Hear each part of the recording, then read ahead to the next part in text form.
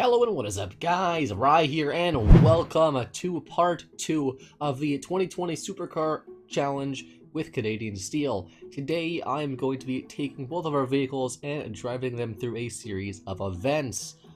So the first event is going to be a drag race, and then after that, we're going to do the automation test track, no, a handling circuit, which is part of the automation test track, then the full automation test track loop, then a 2-lap old racetrack circuit automation test loop. So a few automation style tracks and then the drag strip. We're going to see which car is the better supercar. And then after that, me and Canadian Steel are just going to follow up with our thoughts, and then we're going to talk about the next challenge that's coming up. Without further ado, guys, I hope you enjoy. Alright guys, so starting the first competition challenge, the drag race. Both cars have similar specs. My car is a bit lighter, where his car is a bit more horsepower. Both of our cars, I have a lot more aero than him, he has less aero. Both cars are 7-speed dual clutch gearboxes. Mine is in standard mode, or automatic mode, whereas his is in standard mode. We're going to watch the race again. It looks like his car on the right side just was a little bit faster than my own car. You can see both cars have a very similar launch. Right off the line, they're both very similar 0 to 60. I think actually my car on the left is a little bit faster 0 to 60, but after that it just starts to get pulled ahead by Canadian Steel's car with 8.8 seconds in the quarter mile versus mine is 8.96, or pretty much 9 seconds in the quarter mile. So both very close, but not the same.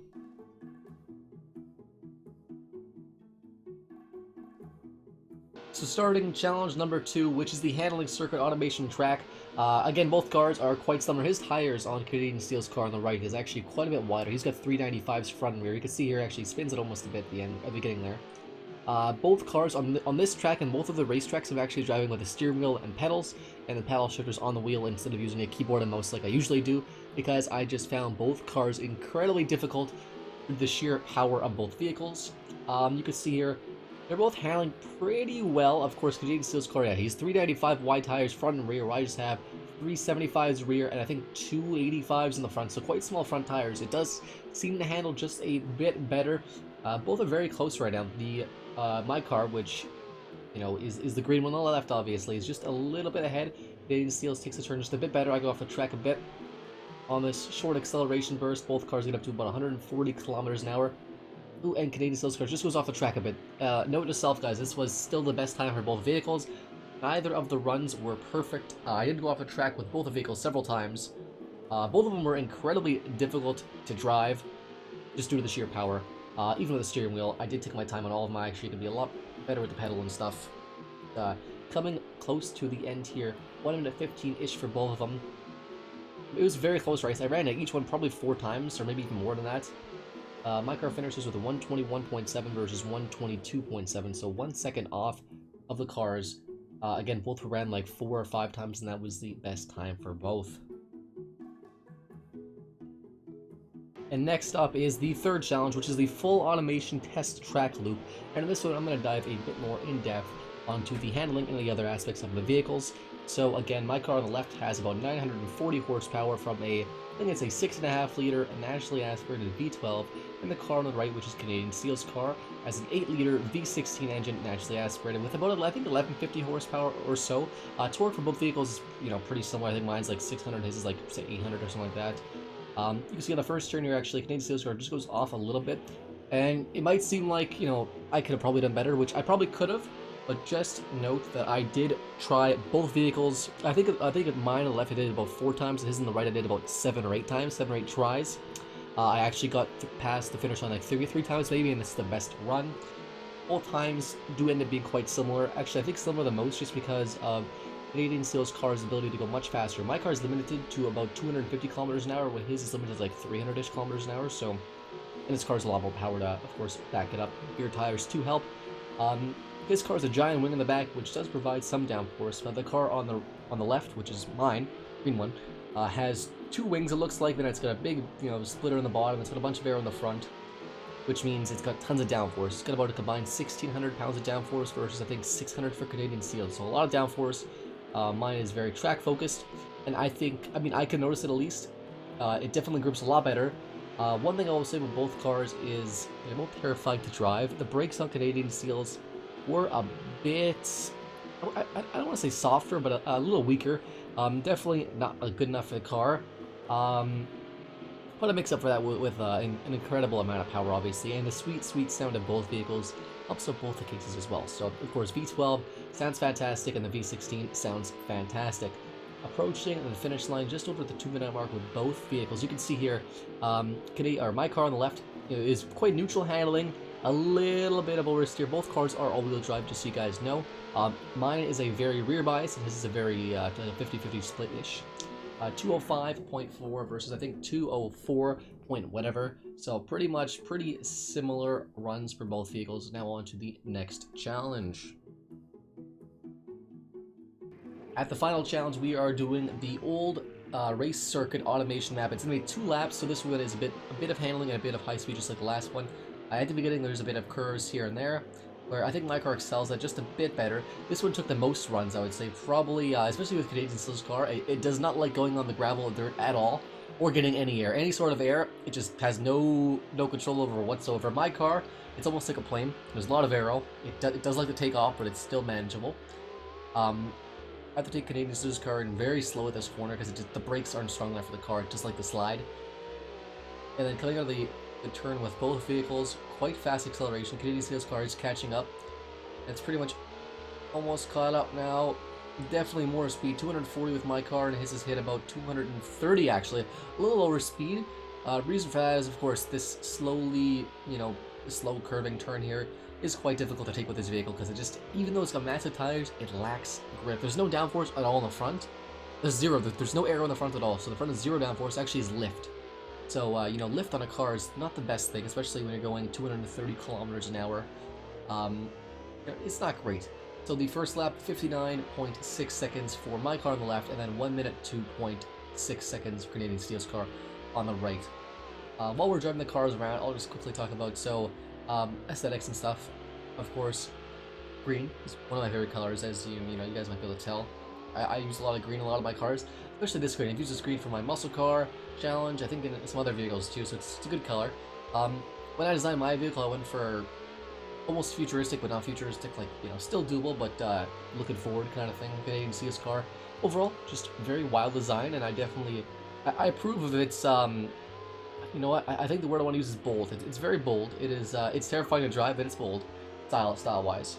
Coming up to the finish line here, just under a minute again, so 58.432, and Canadian Steel's has got 59.372. Total time of 1 minute 58 point, I can't even read what it says here, 1 minute 58.125 versus 150, I think, just over 2 minutes with Canadian Steel's car. So both cars were pretty close. Now for me and Canadian Steel's final thoughts, and I hope you guys enjoy the rest of the video. So everybody, that was a much closer competition than I was expecting, at least for my video. I felt that it was close in a lot of ways, but it was far in a couple ways. I thought like the drag, it was actually very close to the drag, but your car beat my car in probably every test that I did. But in the tracks, it was close again, but I won, except for I won on all the other ones. But on the automation test track, you were quite close. Yeah. For my testing, your car lost the top speed test, though I think it would have won if the aero wasn't as aggressive, because after a certain point it started pushing the car down onto the pavement and slowing it down with literal drag, as in chassis drag. Yeah, I legit did. I think it was over 1,500 pounds of downforce for the whole car, which is the most I've done on a car, which is a lot. Yeah, and that drove it literally into the ground at 160 or 180 miles an hour. Yeah, the car could do probably 260 mile an hour, but I'm like, I'm just gonna gear it. I'm just gonna just drag it, just aero, just have better performance and handling, and it did. It handled pretty good. It was stuck to the ground, sometimes too much, but So how did your track racing go? Honestly, one word: terrifying. I thought both of our cars, your car, it was like when you're flooring it, it was pretty stable when you're flooring it with your car. Like I could handle it. With my car, I just took it pretty slowly, and I took it slowly, but I could maintain speed because it just stuck to the ground so hard. Yeah, that's one thing that I really liked about yours, is just you could just hold down the throttle and drive it as well. At least for me, with my driving style, I don't know. I could just drive it as hard as I wanted to, and just it would just do what I asked it to. Whereas my car, if you were doing that, it would just understeer into a wall. Fair enough. You know, I kind of felt the same way. I mean, like your car obviously had more power, and even though the tires are massive, it still had traction issues a bit, which is just insane to be honest. Um, Yeah. you know, I felt my car like I mean, I could have made my car more powerful too, but I just stopped at like 940. I'm like, this is good. I don't want to keep tinkering with it. This is fine, you know. And you know, I think mine was a bit more oriented towards like almost like a track weapon, right? And then I Yeah. think yours was a bit more just like bonkers in general, you know? Well, I mean, the looks kind of say it all. Yeah. Speaking of which, again, your car just looked real. Like it looked like an actual production supercar. You know what? If only I could draw as well as I can make cars in automation. Um, Oh God, you have no idea. yeah, you know, I thought your car it was you know, creative, I would say. Yeah. Honestly, like your car has such a wide track. Your tires are so wide. It was just insane. My tires, I think I had 250, 265s or 275s in the front, and you had 375 or 395s in the front. Yeah. Just crazy. Which is what I think contributed to the understeer going around corners. I think so. Which, you know, when it happened, I just gave more gas in the back and just no. Yeah, that was one thing that I was able to do in my car that I wasn't able to do in your car, is actually kick out the tires.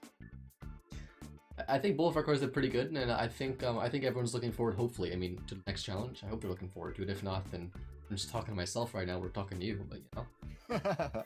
Yeah. So for the next challenge, what we're going to be doing is a mid to late 80s economy sports car. I'm doing air quotes there. So basically, if you guys know any vehicles from the 1980s that are sporty, you know, none of them really are sporty in today's standards, but like a Dodge Omni GLH, Dodge Charger from the 80s, so like boxy kind of 4-cylinder front-wheel drive, eco boxes that are sporty. Yeah. Or for other domestic examples, something like the Ford Escort GT, the Plymouth Sundance Duster, which I didn't even know existed until I saw a really beat up one driving around my town, or the Chevy Beretta GTZ, or something, and the Cavalier Z24. Yeah, those ones. And then I mean, like similar to like a Mustang SVO, but you know, not like a sports dedicated car, like an eco car with like a sports flair, but like, you know, a bit more than flair, I guess. But yeah. So yeah, you can go ahead with the specs. Yeah, so the full range of rules that we've decided on so far that we've been able to think of is the year range will have to be from 1985 to 1988. We were talking about the 90s, but the 90s is when power started to pick up, so we're keeping it in the 80s to keep the power realistic. We have a $25,000 budget, which is gonna be crazy. Honestly, that budget's gonna be nuts. But yeah, keep going. Yeah, we're gonna have to cut some corners. It'll have to be a front-wheel drive 4-seater coupe with a 5-speed manual, either a up to 2.2 liter turbo inline 4 or up to a 3.3 liter naturally aspirated V6, with running from standard fuel. The tires can be at most medium compound, and the actual car stats will be basic interior, standard safety. And I think we discussed that a power limit for the cars will be 180 horsepower. Exactly, and then performance intake, and we're gonna shoot for around the mid-low 2000s-ish weight, but the limit's 2,800 and the minimum's 2,000 pounds. Right, I forgot to read that one off. That's okay. That's why I'm here. That's why I'm here. You know, to read off what you miss. Yeah. But yeah, so it's gonna be a fun little sporty car. I think maybe miles per gallon is something we should look at too. Maybe like the 20s, mid-20s miles per gallon. Somewhere between 18 and 20, because a lot of, like, at least the V6 cars around that time were averaging between 17 and like 21 at most, because like fuel economy wasn't really getting to where it is now. I mean, you know, they were equal cars, but economy 1980s is tons of catalytic converters and just, you know, anti-pollution stuff, software and whatnot, right? They're bogged down and Pretty stuff. But yeah, so it's, some decent fuel economy. I mean, not great, obviously, by any standards of any time period, but not horrible. Not pickup truck fuel economy. Yeah. But I think that's everything. Anything else you want to add or anything? I can't really think of anything as usual. No, yeah. So I guess that'll do it. Yeah, time for an awkward outro, guys. Yes. Thank you so much for watching, everybody. Yeah. If you like the video, like, comment, favorite, subscribe, share, all that. There you go. And see you later. Bye. Bye-bye.